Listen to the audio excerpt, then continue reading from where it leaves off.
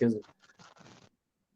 Assalamu alaikum, brothers and sisters, coming to you live on a Saturday. I got my brother Hussein here with me. He was just on Kiki and Damon Stengel and Am the Answers, Razi, with all these guys yesterday. So I just want to do a quick review of that discussion. So assalamu alaikum, brother. Welcome. Wa alaikum salam wa rahmatullahi wa barakatuh. So thanks for having me. Absolutely, brother. And we're just gonna jump right into it. The psychology of the Ahmadi, why they don't listen, why when we give them our counter arguments, they don't even take them into consideration. So we're just gonna start with the So, first. just before we start, let me tell you, my experience with the Ahmadis is very short. It's about a month's time that I've been engaged with them, so not very long. Okay, Yeah. so No worries, brother. And we have some comments from Facebook already. Walaikum salam, brother. Yep, we are here. We are on the job. So, brothers, the first thing we're gonna jump into is why do Ahmadis claim that the first ijma was on the death of Isa, which it's not. It's a lie. Why do they keep saying this? Why do they keep? And remember, let me give you some background. Mirza Ghulam Ahmad was the first person. I'm not going to call him a Muslim because I don't think he was a Muslim. He was the first person to ever use this hadith as an argument for the alleged death of Isa. So tell me, brother, why do they keep presenting this and not accepting our counter arguments?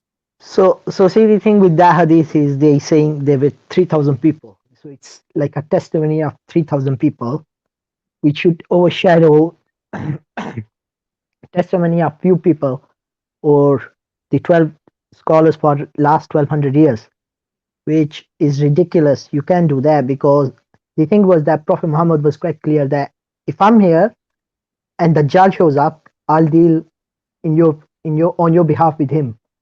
But if I'm not here, everyone is for himself. He could have said Isa will come and he would deal for you, but Isa will come and he will kill him.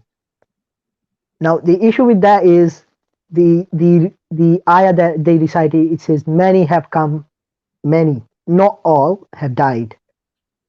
Right. So you And can just and let me add, the ayat does not say nabis; it says rasuls. There are yeah. not that many. There are not that many. So No, it's even if we say it's a Nabi that has already died, but see, the thing is that it doesn't say all Nabi have died or all Rasul have died. It says many. There's no such thing as all in the whole in that whole verse. So if there is, just show us why we are translating it wrong. right. Mirza Ghulam Ahmad didn't know Arabic, so he added the word all. The word all was not there. And if all the nabis have died, how is Mirza Ghulam Ahmad the nabi then? You see what No, I mean? we can argue about that, about the Nabuwa ending or not ending. But see, the thing is that if the Nabuwa doesn't end and there are prophets to come, you can say this is the end hour, because the message hasn't been completed yet. So you see, so Prophet Muhammad just becomes a part of a history of prophets. The many have come and many have gone. So you can say, oh, he's just a part of history. Will bring a new prophet, will bring another one. Just like Mirza Ghulam said that many and many Messiah can come and will come, but I can't accept that Jesus will come from heaven. So he would absolutely obliterate the beliefs of Islam to just prove himself right. Right. Kiki and Damon and Ruzzy and all these guys have been brainwashed to present this argument and to not listen to us. We keep trying to explain to them, look, you're taking this hadith out of context. You're taking these Quranic verses out of context. We don't accept your interpretation. You're a hadith rejector. You're a Quran rejector. You're an atheist. Pretending There are there are miracle rejectors as well. Like right. they They believe reject they the powers of Allah, who yeah. created everything. So why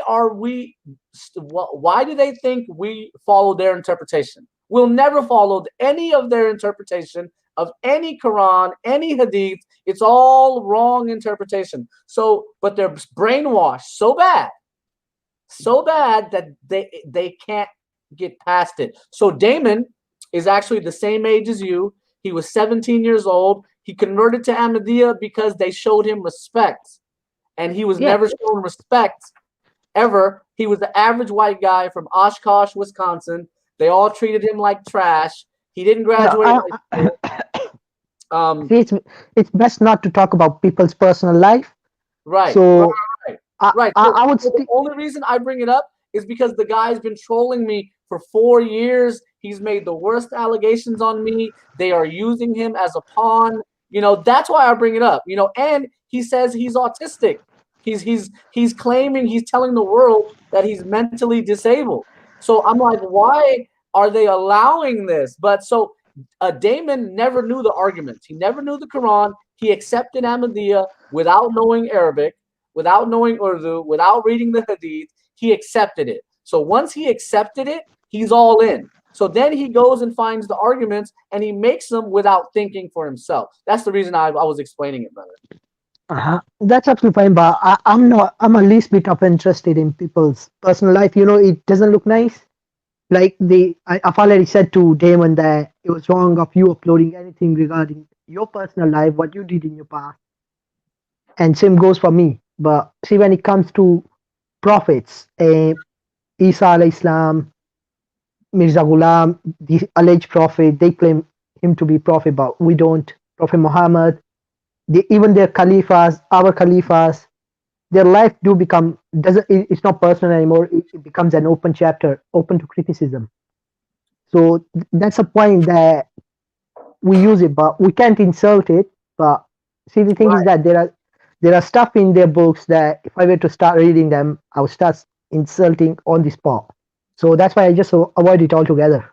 Right, right. And I try, brother, but these guys are so against me. They're attacking me personally every day. So okay, here's the other argument that they make.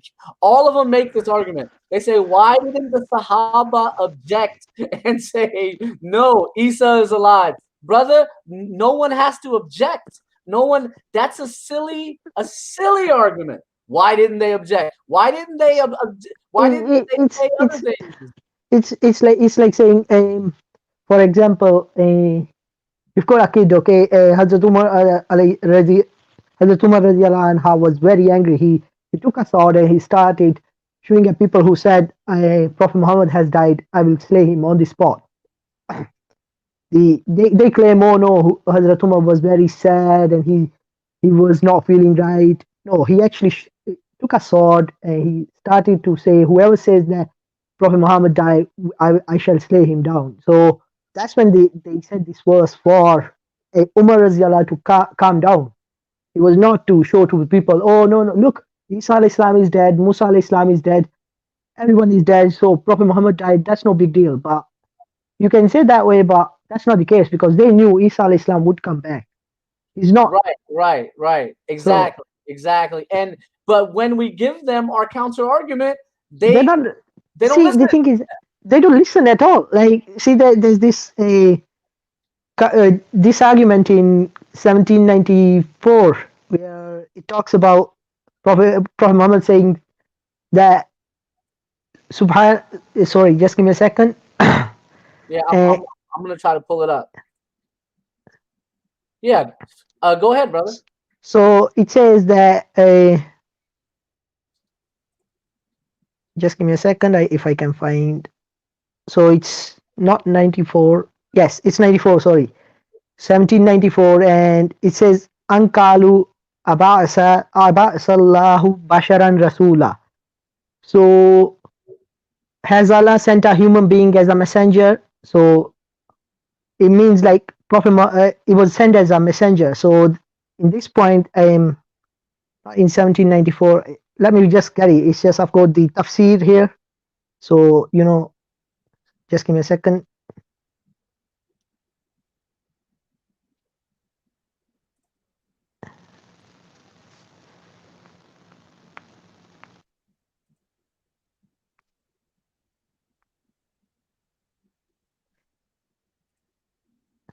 وما منع الناس أن يؤمنوا إذ جاءهم الهدى إلا أن قالوا إلا أن قالوا أبعث الله بشرا رسولا وما منع. So it's actually the verse 93 because they've got an additional verse, so that's why I got confused.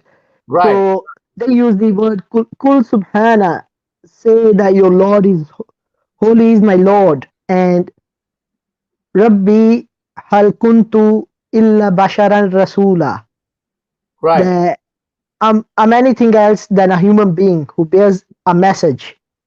So all it says that I'm just a human being. I can do it. My Lord is holy. So their counter argument is that in the next verse it says that since it talks about angels and angel can come down and go up, hence it can be it means that human being can go up to heaven. That's not the case. Even angels don't go up to the heaven without the permission of Allah subhanahu wa ta'ala because they don't have a free will. Right, right. And I'm sharing a screen. I'm showing you my essay that I wrote on this verse that totally disproves Kiki. And Kiki has brought this up. He says, "Oh, based on these verses, it's not possible." It's the same issue. His mullahs have lied to him. He didn't double check. Look, I even gave a reference to tafsir Ibn Kathir. Look, I got the whole thing, brother. I wrote an entire essay on it, explaining it in detail.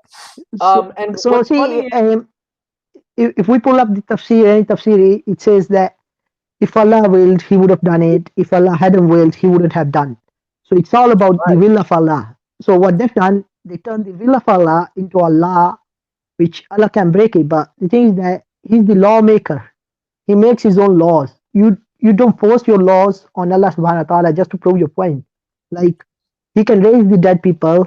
He'll pull out the camel from the mountain, which they probably will not even accept that as a miracle. So, right. so So remember in 1891 when Mirza Ghulam claimed to be the Messiah, he rejected all miracles. He see, and rejected the miracles of Isa alayhi salam. He just another rejected. thing with claiming to be Messiah is that we all know that Messiah will live for 40 years after coming. Right, So right. if you say 1991 he claimed, the guy just died in within 1891. sorry, Yeah, 1890 1891. Yeah, so he died in '07 or '08. in So '08. he never even reached the half of that time. Yeah, he didn't even get half of it. Yeah, and then Yeah. listen to what he tried to do. He tried to say, "No, I've been the Messiah since 1880. I just didn't know. I misinterpreted which the which would revelation of Allah." which would actually contradict again with another hadith where it says that Allah will raise the Mahdi within one night. So if he received the revelation back then Then where he should be well, he yeah. said, And that well, he reject in 1891 as he claimed to be the Messiah. He rejected all hadiths on the Mahdi. well, I can't say any more than that. But these people they still call him Mahdi. You've got Well, Asiratul Mahdi. so let me tell you though. Let me tell you. So in 1891, he claims to be the Messiah. He rejects all hadith on the Mahdi. Then he quotes a fabricated hadith that says La Mahdi fi Isa. And he says but he doesn't really go into it. And then he says no, maybe some other Mahdi will No, come. no. See Sure. that same hadith. I think it was in Ibn Majah and scholar from 12th century, not even 20th or 19th century. 12th century said it's a munkar hadith. It's a Yeah, fabrication. It's fabrication. fake. So It's so rubbish. look, these The people only have the only guy that tried to explain that hadith was Ibn Kathir. He said that would only work if it was true. I said it's not true. If it was true, it would only work that the deeds of Mahdi would be just behind deeds of Isa al Islam. They would almost be the similar, but Isa al Islam would be the better one in the deeds. So that's the only reasonable explanation you have. Right. So okay, brother. Let's get back to their allegations. So then they say, "Oh, you don't know Arabic." So let me tell you, brother. They accuse all Muslims of not knowing Arabic, but they don't say anything about their Khalifa. Well, Khalifa is a public figure. I'm not a public figure. Right. And You're look, you're you're not a public figure. brother, You're not guiding people. You're exposing someone, and if you right, have counter argument, come with it. You can just personally attack me for me not knowing something. right. They Kiki was doing an interview with Kashif Shahzada, and he didn't know what the word ism meant, and that's pretty easy. It's in Bismillah of Ismahu Ahmad. So he proved to them, that they don't know the Quran. Most Ahmadis are ignorant of Arabic, especially in See, America. it's not just the Arabic. They wouldn't even read their own translation because they would clearly see problems with it. You would have clear problems with it if you read them. Just Right. their own And, translations. and remember, Mirza Ghulam Ahmad couldn't say the word du. He'd say zad. He couldn't say not the word, the letter. He It's it, couldn't it- say it's the a letter it's ayin, uh-huh. right? Mirza Ghulam Ahmad couldn't say ayin. He couldn't say kaf. He couldn't pronounce these letters. He had a Punjabi accent with his Arabic, right? He claims to have learned Arabic in 1 second in 1894. After he claims to be the Messiah, he says his God taught him Arabic in 1 second. And But all of a then sudden, he's he knows Arabic. he's actually contradicting the main point of a nabuwa. The all every time the message has come, it has come in the language that the prophet was born in. For Right. Isa We've al tried Islam, to it came explain in this to him. Hebrew. Yeah. For Prophet Muhammad came in Arabic. So how is Mirza Ghulam gonna get revelation in 3, 4 different languages? Right. So, brother, we've tried to explain this to him. The Ahmadi Khalifas don't know Arabic. Kiki himself doesn't know conversational Arabic. If he went to the Arab world, he would fail in a first grade class. So he might have memorized some Arabic because that's all he does and play chess. And he didn't go to college, even though he should have for business or something. Same thing with Damon. Damon is like a janitor. He's as old as you. He's 21. He needs to be going to community college and learning and getting some skills, but he spends all his days, fighting people on the internet. So anyhow, they claim that Ibn Kathir didn't know Arabic. They claim that Shah Waliullah doesn't know Arabic. They claim no one knows Arabic. They say only Mirza Ghulam Ahmad knew Arabic and Well, Nuruddin. they're contradicting with the Quran when it says it's an open book for those who are guided. Either you have 1200 years of history of Islam where everyone is mortal for believing someone who went to the heavens, or you have us believing on the right path because Quran is an open guiding book, and you guys are the ones who are on the fake religion because all your points are on two things. Tawafa means death, it doesn't mean raise, and Rafa means exalted, it doesn't mean raise. The thing is that Rafa does mean raise, and how do you raise the mountain in the Quran? I think it was Quran 457, where Allah raised the mountain for Musa alayhi salam. Right.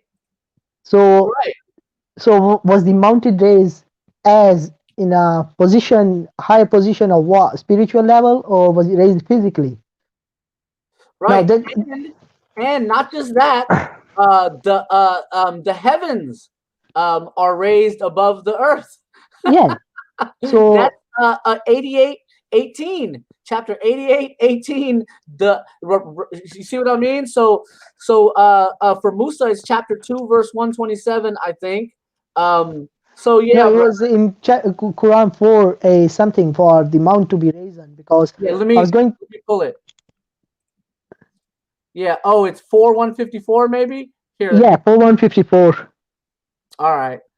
And then So look, they get really mad when I play the Arabic. it's To me, it's hilarious. see. Personally, I would say it's best not to insult the Quran by misreading it than to insult it by Well, it's not an insult if you just play it back, because that's a respect showing that I don't know Arabic and I'll just let someone who knows Arabic say it. So Yeah, it's well, nothing to so be ashamed of. Like, yeah, if I don't know a verse, I will not gonna mispronounce it just to prove my point that I'm a better person. That's just insulting right, Quran, which is right, not good. exactly, exactly. So, I can read the Quran, but it's better when when the Quran is perfectly uh heard. Yeah. So I'm gonna play it, brother. Here we go. ورفعنا فوقهم الطور بميثاقهم وقلنا لهم ادخلوا الباب سجدا وقلنا لهم لا تعدوا في السبت وأخذنا منهم ميثاقا غليظا. So yeah, so I just played it for these Ahmadis. They're gonna get mad again. Why isn't he reading it to us, brother? It doesn't even matter, brother. So You know. So I pulled so the verse. I showed the verse. Go ahead, brother. do you know Lukman, that guy Lukman, The Ahmadi the Mullah. Twitter guy? Yeah. So he was like, no, I want in a human form, like where it says that a human has been exalted. So we brought him down the verse of about Idris alayhi Islam, and he's like, it's not the same thing, Idris alayhi Islam and Isa alayhi Islam. They're both prophets. Yeah, yeah, yeah. So Yep, don't and know how. his entire argument collapsed. He said there's no verse of the Quran for a human to be rafal. We said, oh, really? What about Idris last long? Yeah. And then he went quiet for like a day, for like Oh, a he's little still quiet. He's still quiet. He never answered after that. yeah, yeah, yeah, yeah. So, So so I know all their tricks, brother. I've written my essays based on their tricks. I've written my essays based on the arguments, the false arguments that they make. So, okay, moving on here. Can we move on to Mumituka and I, Ibn I, I Abbas, Shah I Waliullah? never got it. Where did he go? The moment Tuka means that. Of course, see if you ever go back, and whoever wants to listen to the debate. First of all, I was kicked out a couple of times, and they never let me finish it off, because if they had read my tafsir, it's clear that I never disagreed that tawafa doesn't mean death. Even the tafsir that I put on, it means that he will die after the descent. Right. So, so I never said that tawafa means rage. I said the verse that you're using, it means he will die afterwards, not before. Because then you have 4159 where it says Allah raised him to himself. Now, if you're gonna use that, he was exalted or promoted. So did he become God by because Allah promoted him? So you're Right. actually So, proving a Christian point that Jesus is so great that Allah exalted him to himself to that level.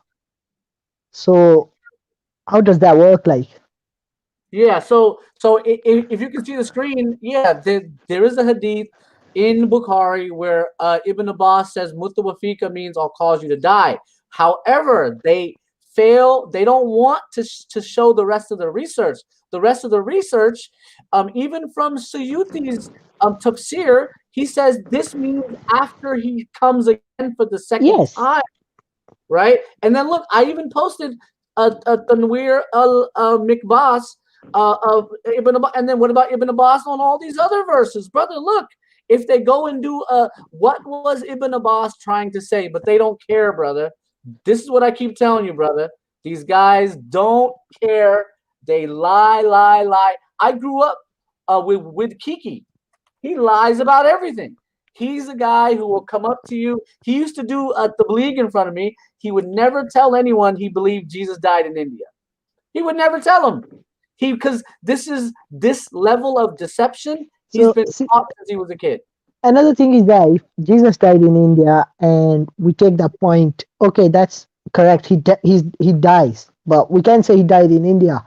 Reason, he was in Jerusalem when he was being crossed, and even in Bible it says that a prophet can be killed outside Jerusalem. Right. So either Jesus alayhi Islam is lying or Mirza Ghulam is lying. You can say Bible is corrupt. That's absolutely fine, but you need to understand Prophet Muhammad was buried where he died, in the house of Hazrat Aisha radiallahu anha. So the Prophet, wherever he dies, he's buried there. The only exception I see is Mirza Ghulam Ahmad, if we take Yeah, him as a prophet. So don't know how that does that work. Like, yeah, and brother, we've recently totally disproven them on Yuz Asif. Have you heard of Yuz Asif? no, no, Yuz I Asif. haven't. Okay, so Ahmadi's claim, Mirza Ghulam Ahmad's claim to have found the grave of Isa in Kashmir. Forget about going there. Mirza Ghulam Ahmad said he found the grave. He So said, so see the thing with that is someone actually I've asked him something that's a proof that's not a bias from news guys. So she put up a BBC context about Jesus in India. You know, one of the big articles by BBC. I went through and they were saying some mad professor said Jesus died here, and everyone believes that. right. So So listen to the so research. Listen to the research. The guy Yuz Asif, there were 3 independent history books written about him. They all say he was the son of a local king, not right. not anyone else. He was the son of a local king, and his whole story is written. Mirza Ghulam Ahmad didn't show any of it. Academic dishonesty. Well, this is what he did. This is what Kiki, Damon, and Razi and all these guys are doing now. Academic dishonesty is what we call it in America. So then Mirza Ghulam Ahmad says, and not only did Isa al-Islam die in India, na'uzubillah, not only did he find a fake grave of another person, he says that Isa lived to age 125. And Oh yeah, then in Jesus in India, he says all Muslims agree on this. all Muslim agree on this. Since That's when? what he said. That's what he said in Jesus in India. And then here's the funny part. Jesus in India doesn't have the word Yuz Asif in the entire book. They were so embarrassed at that point, and they published it after Mirza Ghulam Ahmad died. So, I've read first 10 pages and it's absolutely horrendous book. Like, we believe Jesus will come, he will slaughter everyone, this and that. But the only person he will slaughter would be the Dajjal. The rest will go to their home. Yajuj and Majuj will come down. They'll absolutely ravage the whole earth. That's how the hadith go. It doesn't mean that Isa al-Islam will be going to a person, do you accept kalima? No, just slash their heads. I've read the right. first 10 pages and I had to check it into the bin. It's that bad. Right. So okay, let's move to the next topic. Damon brings up some verse from chapter 5 that says some Christians and Jews will remain to the day of resurrection. They're not understanding the hadith on the second coming of Isa alayhi salam states up to the moment of the hour, everyone will die. Everyone, right? The only people who will remain are the most wicked people, the worst people, if they're hiding out, et cetera, et cetera. So they're confused on this. They So don't quote Mirza Ghulam Ahmad. If you notice, they never quote Mirza Ghulam Ahmad, or they rarely quote him because they've never read any of his books. So they don't know what Mirza Ghulam Ahmad said. The arguments that Mirza Ghulam Ahmad made, they don't know them. well, Instead, to know picking to up know his the arguments. arguments of Mirza Ghulam, you need to know Urdu. And There's enough of his books in English that you can go read them. And then but I can read Urdu slowly, not very fast. It takes me a long time to go over and over and make sure I'm reading it right. I've read it in English. In 2006, 2007, there were only maybe 4 or 5 books of Mirza Ghulam Ahmad in English. Now there's over 40. Over half of his books are in English. Alislam.org has about maybe 300, 400 books in English. You can read those books and still figure things out. I've read their 5-volume commentary on the Quran in English. I've read Muhammad Ali, the Lahori Ahmadi. I'm not sure if you know about the Lahori Ahmadis, but I've read his commentary of the Quran. I've read his books about the split. was it? Aapki Urdu Punjabi ka fan hu. Yeah. So, brother, you know, you don't absolutely need to know how to read Urdu perfectly to understand the claims of Mirza Ghulam Ahmad. But so a Kiki, and I won't say his name, he refuses to read them in English, and they're his own translations. He refuses to read it. So nevertheless, they don't give the proper references. They don't know how to say, here's the argument Mirza Ghulam Ahmad made. You actually don't have any references to give out, because then you're proven a liar. That's what I've been Right. calling them out. So Yeah, I like, was going to show you. I was going to show you in terms of. I love you too, brother. In terms of Inni Mutawafika, what did Mirza Ghulam Ahmad write when he wrote Rahini Ahmadiyya? He wasn't claiming to be anything. He was claiming. Sorry, he was claiming prophethood indirectly, because he was claiming to have divine revelation. But here is Mirza Ghulam Ahmad telling us what Inni Mutawafika means. Where to go? Okay, can you see that, brother? yes, I should be able to zoom it. So Mirza Ghulam Ahmad says very clearly, Inni Mutawafika means I shall give you full reward. Right? So anyways, I just wanted to show that, but before we So move see, on. he uses mutawafika rafa, meaning I will give you the Yep. reward. Rafa means reward or exalt. So you can't actually use that claim against us, because your own prophet says it doesn't work that way. Right. So that's my whole point. But since they don't read Mirza Ghulam Ahmad, they don't No, care. they actually do read it. They actually do read it. Those that are on the internet, they do read it, but they don't go out showing it. Right. Well. So Whose seerahs they use? Prophet Muhammad seerah. Whose seerah they use? Sahaba's life history. They don't use their own caliphs. They don't use Mirza Ghulam's life. right. Because So academically, they don't have any academic ability. They just say whatever their mullahs told them to say. That's it, brother. They just continuously repeat the same arguments over and over and over again. We refute them. They come back and say them again.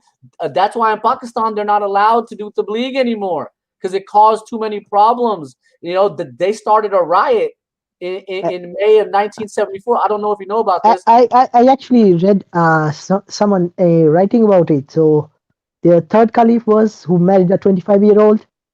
So before marrying, he gave fatwa that the life of the Ahmadis will change. This will happen. So after marriage, the guy I think died within few months, and after 1 year or so, they actually got declared kafir. So that was a very holy marriage, to be fair, if you're taking that as like a godly guided caliph's prophecy. Right, and let me correct you slightly here.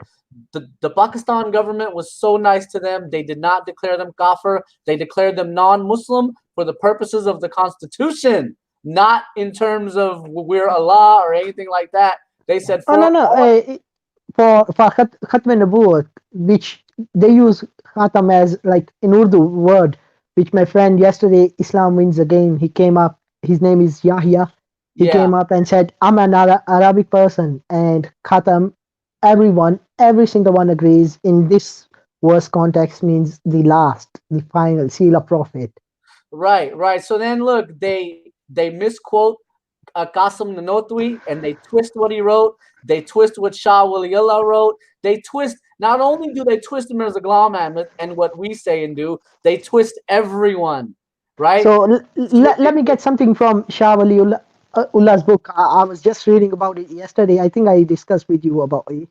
So yeah. So look, they were busy quoting Shah Waliullah. And then I end up finally, I had some time to do some research on it. I researched him up, and he believed that Isa alayhi salam is alive and in heaven. Yes. He believed in the substitution theory, which I think it's Wama Salabu. He was not on the cross. He was never hung. Not on the cross. He was never hung. He was never hung on the cross. Yes. He was never hung. And someone else was for, and then I even quoted the verses, brother. Chapter 5, verse 116. Allah says, whoever goes and tells about what's going on here, about Al-Ma'idah, the food and the table that I'm sending down, he will get a punishment like no one's been punished ever in this world. And that was the person who was forced to look like Isa, and that's who they killed. But they did not kill Isa alayhi salam. In fact, this is what Shah Waliullah also believed. This is what all the scholars believed. Here's a book of Shah Waliullah called Al-Fawz al-Kabir. It's a Asule Tafsir or Alume Quran. So it gives you like a basic guidance or commentary about Quran, his tafsir of the Quran. Okay, and it's been translated by Professor Maulana Muhammad Rafiq Chaudhry. And if you go to page 36, I'm sure you don't have it, I'll just send you later on. So he says that Quran is quite clear that Jews never killed Isa alayhi salam, nor he was hung on cross. But instead Allah put them in doubt.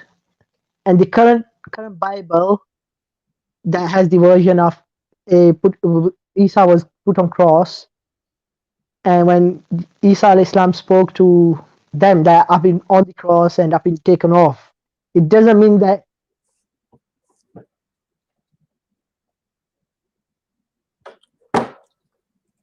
Brother, are you there? Brother, are you Yes. there? Okay. Can you hear me? Yeah. You're back. It was only like 3 seconds. So see the book. It's clear that when Jesus said to the people even in the current Bible that it says that I've been put on cross, I've been taken out, and I'll be raised up. But that's just to put a doubt in the minds of Jews. Right.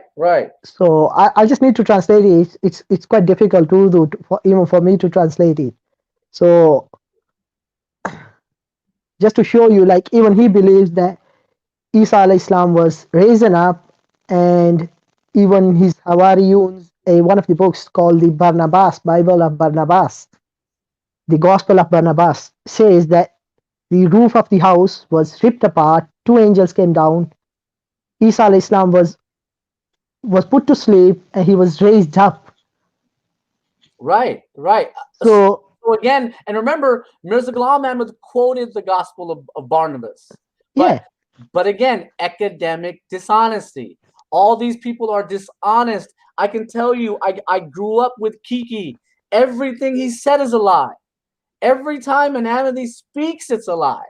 It's an epidemic, brother. I used to watch this, and I used to not understand why a person would lie every sentence. Now, if my brother did something wrong and the cops ask me, or I'm gonna say I don't know. But these issues have nothing to do with any of that. The Quran is clear that Isa hasn't died yet. Chapter 4, verse 159. He has not died. On his second return, he will die like everyone, right? So anyhow, brother, can we move on? I think we've covered this quite a bit. Yes, absolutely. Okay, so then our brother Yahya comes on, and Damon. Okay, Damon has anger issues. He has a video where he admits to having an ego problem, a competitive problem. Well, let me tell you what happened when Brother Yahya came in. He put out his point, and I think after a couple of minutes, Razi also joined in. So because they knew that the points that were made by Brother Yahya, they wouldn't be able to answer. So they had to get someone like Razi. So the first thing Razi asked him, can you tell me your sect? And Brother Yahya said, oh, no, I don't have a sect. I'm a Muslim. So give me verses and hadiths to prove your point. He's like, that's fine. See, when you go to a doctor, you tell him what's wrong with you, etc., so he can prescribe you medicine. He's like, no, just get to the point and tell me the hadith or the verse. The guy was quite nice. He never spoke for 2.5 minutes, 3 minutes. He's like, where's the hadith? Like, just stop interrupting me. I was going to give you the verse. Now I have to start over again. Just give the verse. Like, Yeah. Razi is long-winded.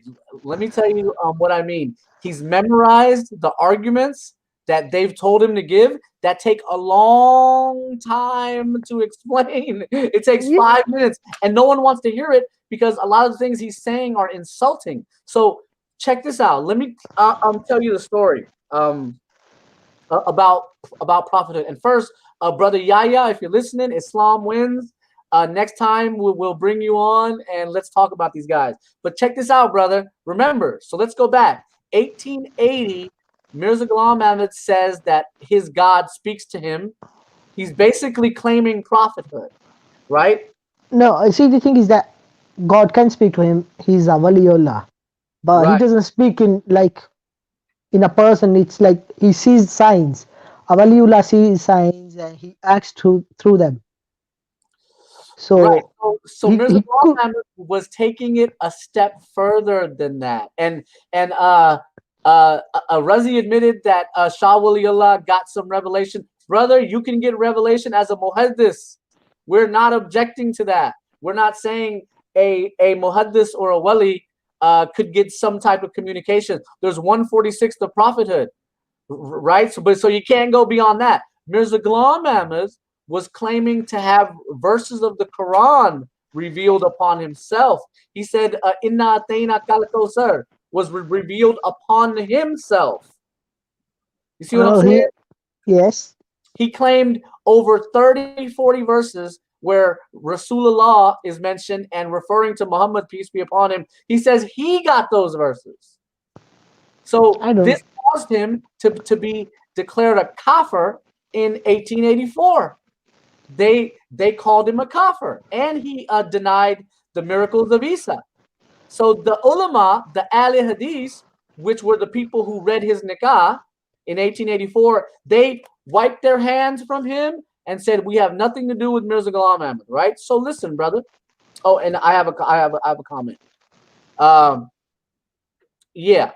So okay. So then in 1891, Mirza Ghulam Ahmad claims to be the Messiah. And remember, for the last 7 years, he was only claiming to be a reflection of the Messiah.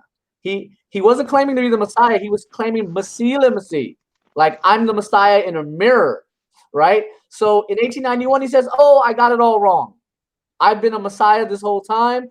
And then he says, "But I'm not a prophet." He goes, prophethood ended. Anyone who claims to be a prophet is wajibul qatl, is this, is that. So for another 10 years, until 1901, he denies his prophethood. He says, no one can be a prophet. I'm not a prophet. Then he says, in 1899, he says in Tiryaq al-Qulub, he says, even a Jura has the potential to become a prophet. So now he's changing. He says, any wali has the potential to be a prophet. Brother, what are you talking about? You just said no one can be a prophet. Now you're saying a wali and even a Jura has the potential to be a prophet, right? So then he finally claims prophethood in 1901 in a book called Ik Galti Ka Azala, which they purposely mistranslated to misconception. Well, we all know a galti is a mistake, an error, not a misconception. So this is where he claims prophethood. After Mirza Ghulam Ahmad died, the Lahori Ahmadi split and said he's not a prophet. The Qadiani said he is a prophet. They quoted chapter 7, verse 35. Are you familiar with the verse, brother? No, I'll just pull it up. Yeah, it basically says, "O sons of Adam, Oh yes, I think he brought up yesterday, like about that one. So look, he couldn't bring it up fast enough. Brother Yahya kept waiting and waiting, and he couldn't explain this properly. This is what I'm saying. They don't have the ability to put it into their own words. They're robots. When I was a kid, I used to call all these Ahmadis robots. All they do is they do whatever they're told. They don't think for themselves. They don't have these abilities. So after Mirza Ghulam Ahmad dies, the first Khalifa dies, Mirza Ghulam Ahmad's son, he quotes 735 and says thousands of prophets can come, right? He quotes chapter 4, verse 69 and says thousands of prophets can come. He quotes chapter 2, verse 5 and says 1,000 prophets can come. He quotes chapter 1, verse 6, or chapter 1:5, and says thousands of prophets can come. So then Razi says, no, the only difference we have is in identity. No, brother, that's not true. His whole argument is a lie. His entire base of his argument is a lie. We believe prophethood has ended. No new prophets, an old prophet is going to come.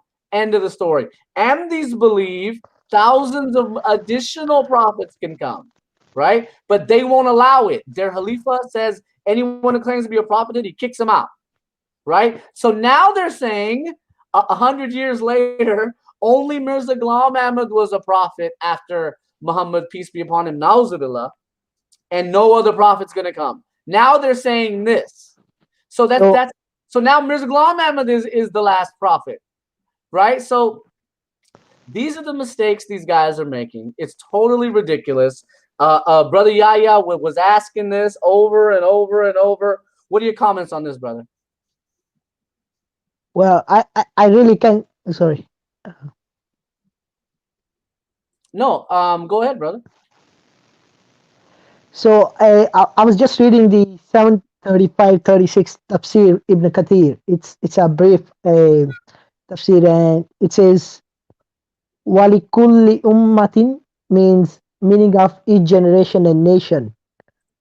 And the following is ajalu faiza jaa ajaluhum, which they were destined for. So it shows that each generation had a prophet that was destined to come.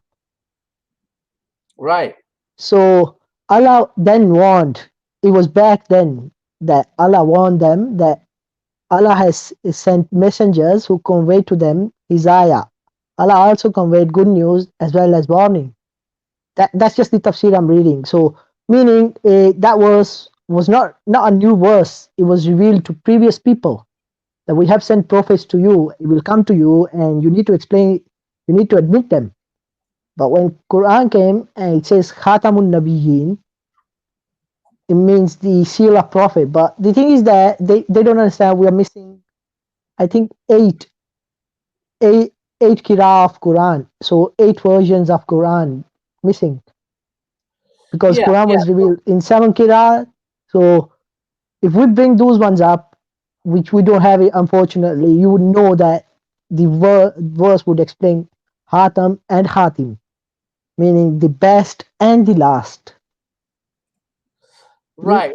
So then he goes over chapter 33, verse 40, and he claims it doesn't mean the last. Oh, he's so silly. So look, I'm gonna give him the commentary because he doesn't know it, brother. Muhammad, peace be upon him, is the last in the bloodline of the prophets. He's not the father of any men. He's the father of the prophets. Because at that point in time, Muhammad, peace be upon him, didn't have any sons that were alive, right? I think he did have the sons alive, but he died. Ibrahim, his son Ibrahim was very young. He was alive at that time. Let me explain. Ibrahim wasn't alive when 3340 was revealed. Ibrahim was born a few years later, and then he died within a year. And the reason he was caused to die was because he would have grown up to be a prophet. And this is in the hadith, right? So they totally miss. And then look, the word Khatam, I wrote an essay on it. I found all 8 instances of the root Kha, Ta, and Mim in the Quran. I wrote the whole research study, right? And I'm a regular guy who's fast with the internet. I found the occurrences. It always means a permanent sealing. And then check this out. The Urdu word Khatam, it came from Persian. Persian came from Arabic. So even linguistically, we know Khatam doesn't mean. So here's what it is. Khatam in 3340 means the finisher of the prophets. It also means last. It also means best. It also means father. But they don't negate the last of the prophet. You see what I mean? So what they try to do is say, oh, what, why can it be used to mean best? Brother, it can be used to mean best. It can be used in different ways. Just like wafa can be used in No, different ways. Rafa can be used in different ways. see, So my view on that verse is it means the best, the shield, and the last. I agree. Not just one word. It means all three. It comes into that Yeah. Yeah. because the context of the verse shows that. And see, another thing that you mentioned about the son Ibrahim. So the thing with that is there's another hadith where Prophet Muhammad is playing with Ibrahim and Hussein radiallahu anha, and Angel Jibril comes in and says Allah has asked for one of these two. Prophet Muhammad could easily have given Hussein radiallahu anha, but he chose to give Ibrahim alayhi salam because, well, Ibrahim, because he knows that if he had grown up, he would be a prophet, which is against the law of Quran or Allah subhanahu wa ta'ala. So they can use that hadith, but it doesn't matter. He chose himself to give Ibrahim because he knew there will be no prophets after me. Right. So and then they take a Qasem Nanotwi out of context. All Qasem Nanotwi said was Allah is the Lord of all the worlds. Right? There could be other worlds, other parallel universes that Allah had made. We don't know what Allah's up to. That's Allah's business, right? There are worlds. So you need to jinn. You know jinn. They have different world. Although they're in our world, they have different world than us. Right. So right. That's two worlds right here. They twist Qasem Nanotwi, they twist Shah Waliullah, they twist Mirza Ghulam Ahmad. These are the games that these guys are playing, brother. It makes no sense. So Razi didn't admit that Ahmadis believe prophets can come even today, and that is totally against the Quran. Their Khalifa, their second Khalifa, said thousands. He said thousands can come. So okay, brother. Let's move on from there. He called you Charlie Hebdo. Yes, brother. So yeah. Go ahead. I'm sorry. So what happened was I think he put up a video about or saying about Abdullah was insulting Prophet Muhammad, and Mirza Ghulam said if you don't do it you'll die in 15 months, and he just hid, which is actually not true when you read their books. The book says the liar shall die, not the one who insults Prophet Muhammad. So you're actually not even using the proper reference from your own books. And I was quite clear that you lied about it. The book, it says that it means lying. Abdullah, it was not about blasphemy or insulting of Prophet Muhammad. So he kept calling me Charlie Hebdo, and I called him Khota, Samidar Khota. So yeah, so let me explain the Atham story. Atham, I don't know what insults that he made, but brother, look, we're here in America. In British India, there was freedom of speech. We don't go crazy when someone insults the Prophet. Ahmadis insult the Prophet all the time. Peace be upon him, right? They do on a daily basis. That's how they get paid. Every time we sit and talk to an Ahmadi, they're insulting the Prophet. We don't say you're going to die in 15 days. I've got a couple of screenshots where one of the Qadiani Ahmadi says, "Oh look, I'm running away," just like Prophet Muhammad did from Mecca. Like, you're just insulted Prophet Muhammad of running away when he waited for the revelation to come to leave his place, meaning he wasn't allowed to leave his place. So. Right. So check this out.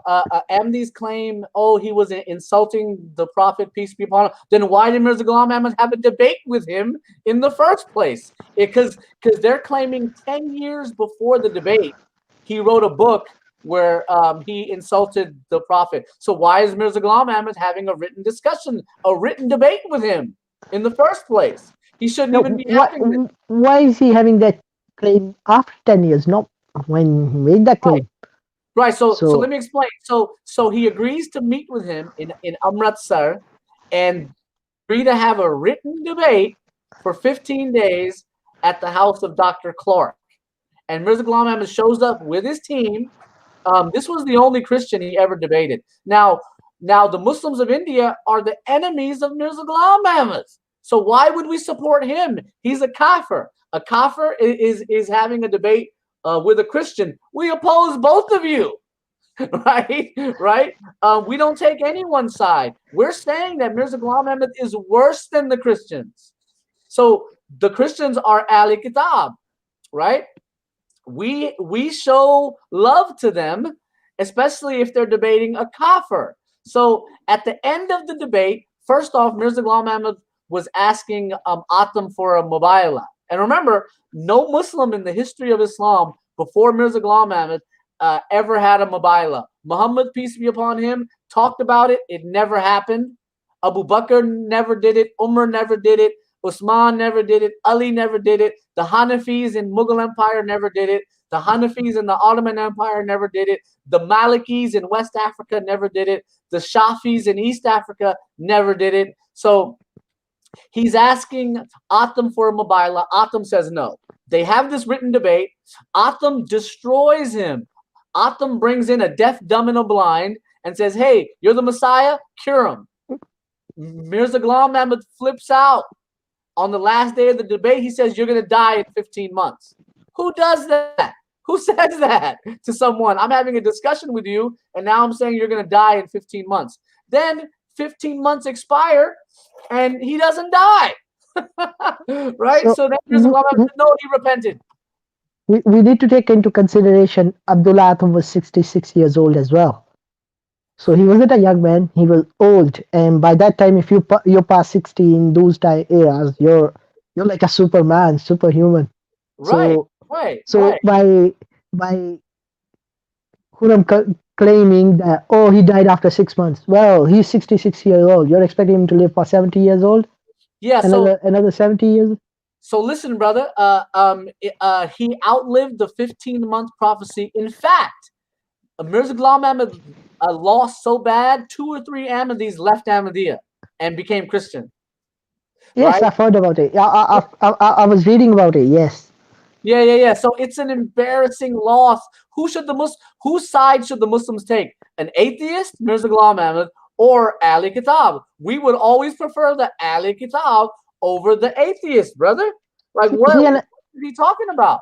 Another thing back then was people never knew these tafsirs, Tafsir ibn Kathir or Al Jalalain or the other tafsirs, because they were not translated. They were all in Arabic. And doubt it anyone in India would know Arabic.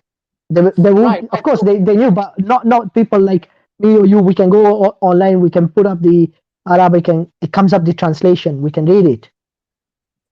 But back then, if you had said anything, oh, he's doing blasphemy, you would have a mob or a crowd coming after you. So right, all right. So here it is, brother. Abdullah Atham per Ahmadiyya records was born in 1828. That makes him 65 years old at the time of this debate, and then he died 2-3 years later at age 68. And the day after the 15-month prophecy, they had a parade in Amritsar. They were handing out sweets. They said Mirza Ghulam Ahmad lost. So anyhow, we've covered it. These people are ridiculous. They disrespect the Quran, Hadith, the Prophet, peace be upon him, every day. We still talk to them. So their entire argument has collapsed. So okay. So see another thing was Razi said, "Oh, I insult them." Of course, some of the tweets say I'm not able to show you, but one of their followers, his name is Baloch Ahmadi on Twitter. He calls me, "You're the brother of Iblis." Yeah. Why? Because I asked him, "What does the prayer means?" And I pulled up a verse and I said, "Does that mean Allah prays for Muhammad, or does that mean send blessings?" And since he couldn't answer, he said, "You're a brother of Iblis, Masakhra, made my names, changed my names." And he was claiming we are actually insulting the teachings of Prophet Muhammad when they themselves don't read them. Right. Exactly. So those are the issues, brother. Let's see what's next here. We've been going for about an hour. So okay. Oh, so they don't understand that Muslims don't join sects normally. We're all just Muslim, brother. We go to whatever So, masjid. so see the sect thing. It's quite popular in Pakistan and India. And I'm not gonna lie to you, it's so bad that other people say, "Oh, you can't pray in that masjid because they are bad or whatever." Of course, it's ridiculous. We shouldn't be saying that because masjid is the house of Allah Subhanahu wa Taala, and everyone should be allowed to pray there, regardless of their sect or their belief. Because your main three schools are the Hanbali school and Hanafi and the other one. So you should be united, and you shouldn't be like, this mosque is of Sunni, this is of Wahhabi, this is of Barelvi, so I'm not praying there, I'm just praying there. Right. So let me give you some commentary. In the Mughal Empire, there were no sects. It was Hanafi fiqh, right? Yes. And Shiaism was not really allowed. Um, and you could be a Sufi. In fact, they encouraged people to go be a Sufi, and that was allowed, right? So in the Ottoman Empire, it was Hanafi fiqh. In West Africa, it's Maliki fiqh. In East Africa, it's Shafi. In Indonesia, I believe it's Shafi. In Brunei, I know it's Shafi. So the sects were created when the British came and they allowed for freedom of religion. And now everyone's opening their own storefront. Yes. So Right? they're basically selling the religion to make some money, because that's what Ahmadis do. They actually sell their religion. Oh, have you seen that video about Allah asked the question to ask to Muslim? As a Muslim, I've been taught Munkar and Nakir will ask me two questions: who's your God? Who's your prophet? What's your religion? When it comes to Ahmadi, it's Allah Subhanahu wa Taala asking them, did you did you do the work for Jamaat? Did you pay chanda? If you did Yeah. so, you can go to heaven. Whereas we believe would be asked a massive list of questions. Even they this quote from a Sahabi, he met us, he promised a Sahabi that whoever shall die first shall meet other person in the dreams. And Yeah. just tell you whether it's reliable or not. And they agree about it, and one of them dies. And after 1 year, and these guys are who have been promised Jannah, like they'll go straight to Jannah without any question. He comes after 1 year and says, my question were so hard, it took me a year to answer them. So Yeah. these Well, are the great hey, brother, people. we've been going for about an hour. Do you have anything else you want to discuss? Well, I don't have anything else, but I'm gonna go to Kiki's show next time as well and see if he allows me to speak again. And let's see what he says. Sounds good, brother. Sounds good. Yeah, So with that, I'm gonna end the show, and then stick around so I can talk in the studio with you just to say salam. And I got to run and I got a bunch of things to do today. But it was so nice to finally meet you and speak to you, brother. I've learned a lot talking from you. I always learn when I engage with people and have discussions, and that's what I'm here to do. I don't claim to know everything, but so I'm here to ask questions. nobody does. Nobody can claim to know that. Even Prophet Umar, not Prophet, Hazrat Umar said that you can't say you know the whole Quran because there were 10 different versions of Quran. So you can't just claim that you know everything. Right, So right. So we're still learning. I'm still collecting data on Shah Waliullah, Sir Hindi, all the mujaddids. I'm trying to find more and more data. I want Amdis to admit that all the mujaddids, all the classical scholars of Islam agreed on the physical second coming of Isa, alayhi salam. That's not in doubt. That's not up for discussion. That is a ijma, consensus. He's an old prophet, not a new prophet. All new prophets are not happening. so And Shah Waliullah did not say prophethood could still happen. He said 146 the prophethood remained, and a wali could have some discussion or some true dreams. That's all he said. And they twisted it and took it out of context. So with that, brother, So, feel so free to can give your can final you make comment. one last comment about the prophethood or the old prophet coming? We need to understand that Isa al Islam is not coming as a prophet. He's coming as a just ruler. His work as a prophet ended back then when he was raised alive. So he's still a prophet, but the prophethood has ended. So he's just coming back as a ruler. He's not coming back as a prophet. He's coming back as a ruler. But his title as a prophet doesn't change as in itself. Right, right. So that question is up for debate. In fact, Mirza Ghulam Ahmad argued for 20 years that that's the argument Mirza Ghulam Ahmad made. He said when Isa al Islam returns, he will be working as a non-prophet. And then all of a sudden he changed and said, no, I'm wrong. So that's still up for debate. There has been discussion on that from all scholars. And Ahmadis don't understand that. They don't understand that on some of these little details, we're allowed to differ. We're Yeah, allowed to say, I don't know. We will know when it happens. So it's not something we're sitting around racking our brain over. Is he going to be a Rasul when he returns? Will he be operating as a Nabi when he returns? How will he be operating? What will he do? Right? Um, so yeah. So that's still up for debate. Um, we're willing to to listen to anyone who says when Isa returns he will be working as a Rasul, probably for the Christians, to get them to all convert to Islam before his death.